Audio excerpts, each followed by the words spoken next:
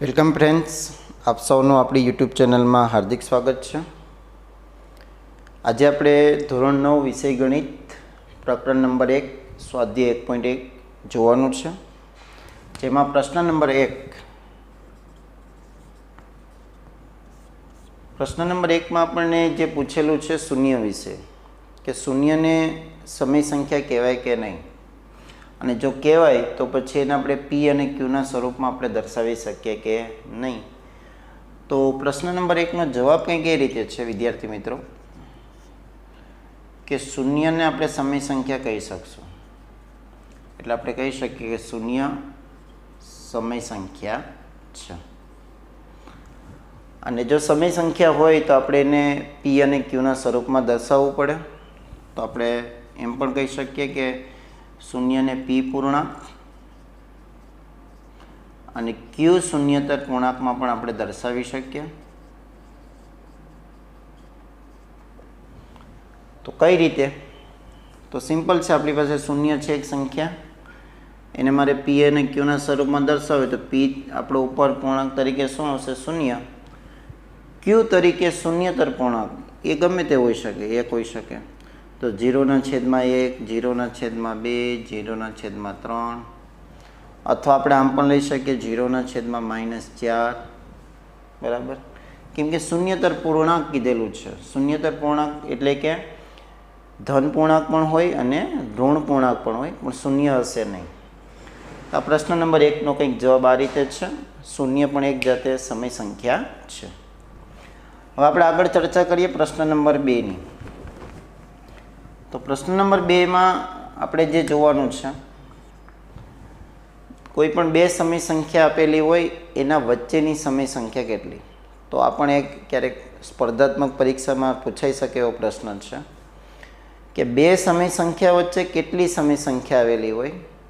તો એનો સિમ્પલ જવાબ છે અનંત. હવે જો બે સમય સંખ્યા એટલે આપણે સિમ્પલી આ રીતે 3/5, 2/5, તો આ બે સમય સંખ્યા થઈ. એટલે કે આ બંને વચ્ચે કેટલી સમય સંખ્યા આવેલી હોય તો આપણે એનો જવાબ શું આપી શકશું? અનંત. પણ ઘણીવાર આ 2 માર્ક્સમાં દાખલા સ્વરૂપે પૂછાઈ શકે એવું છે. તો આપણને અહીંયા જે ઉદાહરણ આપેલું છે 3 અને 4, કે 3 અને 4 વચ્ચેની 6 સમય સંખ્યા લખો, શોધો.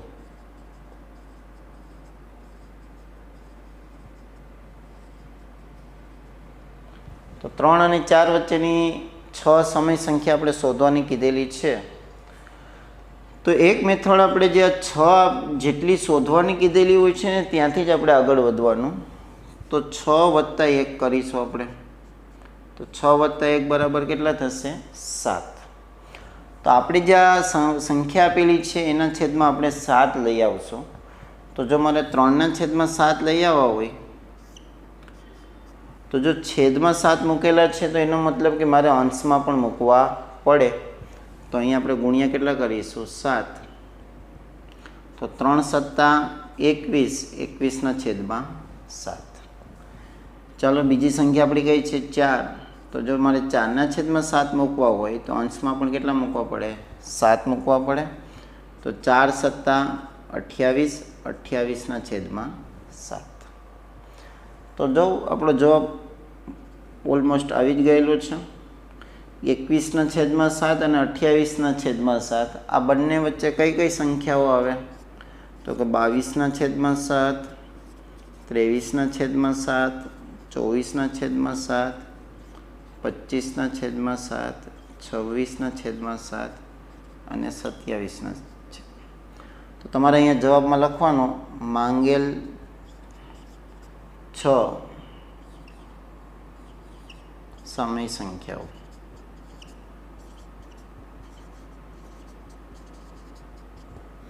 તો આ થઈ ગયો પ્રશ્ન નંબર 2નો આન્સર. આગળ પ્રશ્ન નંબર 3 આપેલું છે. 3/5 અને 4/5 વચ્ચેની સમય સંખ્યાઓ શોધો. 3/5 અને 4/5 વચ્ચેની સમય સંખ્યાઓ શોધો. તો 3/5 અને 4/5 આ બંને વચ્ચેની આપણે 5 સમય સંખ્યા શોધવાની છે. ચાલો તો શોધીએ. તો કેટલી શોધવાની કીધેલી છે આપણે? 5. તો પહેલાં આપણે 5 + 1 કરીશું, બરાબર કેટલા થશે? 6. હવે આપણે આ બંનેના છેદમાં 6 ગુણાકાર કરીએ. તો પહેલી સંખ્યા આપણી છે 3/5, તો ગુણ્યા 6, તો અંશમાં પણ 6, તો 18/5 કેટલા આવી જશે? 30. એવી રીતે 4/5 છે, તો એને આપણે છેદમાં 6 વડે ગુણાકાર કરશું, તો અંશમાં પણ આપણે ગુણાકાર કરવો પડે. તો 4 × 6 = 24, 5 × 6 = 30. તો બસ હવે આપણે આ બે સંખ્યાને ધ્યાનમાં લઈ અને એના વચ્ચે જે સંખ્યાઓ આવે છે એને આપણે લખીએ. તો વાંગેલ 5 સમય સંખ્યાઓ કઈ કઈ હશે? તો 18 પછી કઈ આવે? 19/30, 20/30, 21/30, 22/30 અને 23/30. તો આપણે આ માંગેલ કેટલી સંખ્યાઓ આવી ગઈ? 5 સમય સંખ્યા.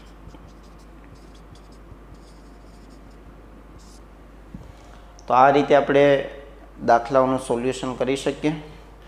અને ચોથો પ્રશ્ન છે આપણો, પ્રશ્ન નંબર 4, કે જેમાં આપણે પહેલાં વિડીયોમાં આપણે જોયું હતું કે સંખ્યાના પ્રકારો એના આધારેનો પ્રશ્ન છે. તો એમાં આપણને 3 વિધાનો આપેલા છે પ્રશ્ન નંબર 4માં, અને એ આપણે સત્ય છે કે નહીં આપણે કહેવાનું છે, બરાબર. તેમાં પહેલો પ્રશ્ન છે કે પહેલું વિધાન છે કે દરેક પ્રાકૃતિક સંખ્યા એ પૂર્ણ સંખ્યા છે.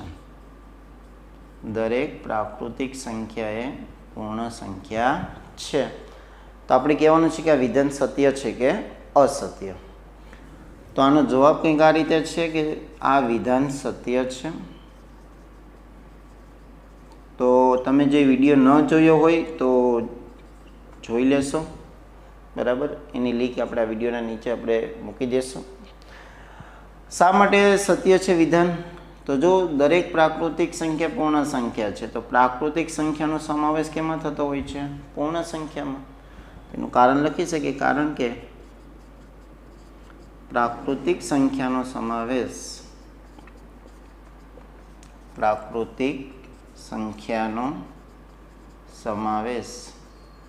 પૂર્ણ સંખ્યામાં થાય છે. પૂર્ણ સંખ્યામાં થાય છે. ચાલો, બીજું વિધાન છે દરેક પૂર્ણાંક એ પૂર્ણ સંખ્યા છે. દરેક પૂર્ણાંક એ પૂર્ણ સંખ્યા છે. દરેક પૂર્ણાંક એ પૂર્ણ સંખ્યા છે. આ આપણને વિધાન આપેલું છે. તો જવાબમાં આપણે લખીશું આનો કે આ વિધાન અસત્ય છે.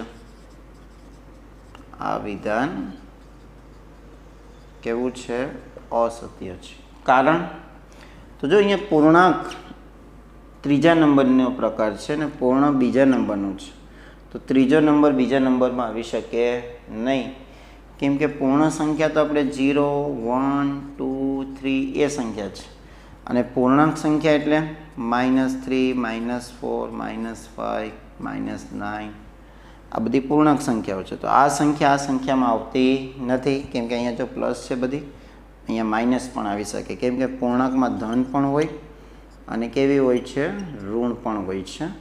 એટલે આપણે આ વિધાન કેવું કહીએ છીએ? અસત્ય કહીએ છીએ. અને ત્રીજું વિધાન આપણને આપેલું છે કે દરેક સમય સંખ્યા એ પૂર્ણ સંખ્યા છે.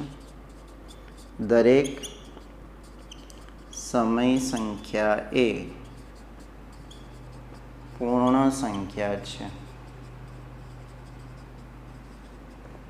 દરેક સમય સંખ્યા એ પૂર્ણ સંખ્યા છે. તો આ વિધાન પણ આપણે જવાબમાં લખીશું અસત્ય છે. આ વિધાન કેવું છે? અસત્ય છે. કારણ એટલા માટે કે જો સમય સંખ્યા એ પૂર્ણ સંખ્યા હોતી નથી. સમય સંખ્યા ચોથા નંબરનું છે, પૂર્ણ સંખ્યા બીજા નંબરનો પ્રકાર છે. તો આ સમય સંખ્યા પૂર્ણ સંખ્યામાં સમાવેશ થાય નહીં, કેમ કે વાત પાછી એને છે પૂર્ણ સંખ્યા એટલે આવી કઈ સંખ્યા હોય સમય સંખ્યા એટલે આપણે આ રીતે સંખ્યા હોય 3/5, 7/4, એમાં પછી માઇનસ પણ હોય. જો 4/7, 3/9 માઇનસ. હવે જો માઇનસવાળી સંખ્યા તો પૂર્ણ સંખ્યામાં આવે નહીં, એટલે આપણે આ વિધાન પણ કેવું કહેશું? અસત્ય કહેશું. તો અહીંયા આપણું આ ચેપ્ટર 1.1 કમ્પ્લીટ થઈ છે. આગળ આપણે જોશું 1.2 કે જેમાં પણ આપણને જે જરૂરી ટોપિક આપેલા છે એની ચર્ચા કરશું ને પછી આપણે આગળ સ્વાધ્યાય જોશું. તો વિડીયો કેવો લાગ્યો કમેન્ટ કરીને જરૂર જણાવજો. સારો લાગ્યો હોય તો આપણે વિડીયોને લાઇક કરો, તમારા મિત્રો જોડે શેર કરો. ચેનલ પર નવા હોય તો આપણી ચેનલને સબસ્ક્રાઈબ કરી બાજુના બેલ આઇકોનને પ્રેસ કરો. Thank you very much.